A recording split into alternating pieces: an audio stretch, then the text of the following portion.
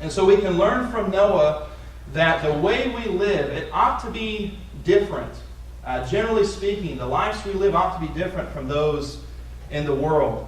We can learn from Noah that faith involves obedience to God, and that we too are called to do things in accordance with the commands of God found in the New Testament.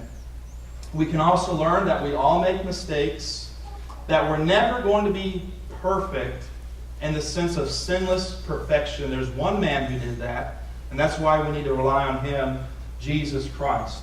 And so we all make mistakes, but we can repent of those mistakes, move forward in our lives, and have confidence in God that He forgives us, and keep putting our trust in Him. And when we think about Noah, we think about the flood. We see that God has exercised His right to judge the world in the past, and He has promised us that He is going to judge the world in the future. And so He gave Noah instructions by which he could be delivered, him and his family. Noah had faith in God, Noah obeyed those instructions, and Noah was saved. And so we have a picture of our own deliverance, of our own salvation. We're told one day Christ is going to return, and the world is going to be destroyed with fire. All those who have not known God, all those who have not obeyed the gospel, are going to be condemned. And if we want to be delivered on that day of judgment, then we need to put faith in what God has revealed to us and what God has commanded us in the New Testament, and put those things into practice.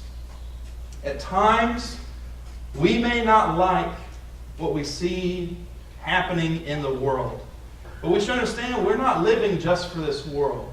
God has promised us something which is far better. I'd like to leave you with Romans chapter 8, verse 18, where the Apostle Paul said, "I reckon that the sufferings of this present time are not worthy to be compared with the glory which shall be revealed in us." God has planned something better. God has promised us glory. God has promised us a life where we can live with Him for eternity, free from this world, free from the pain and suffering of this world, free from sin.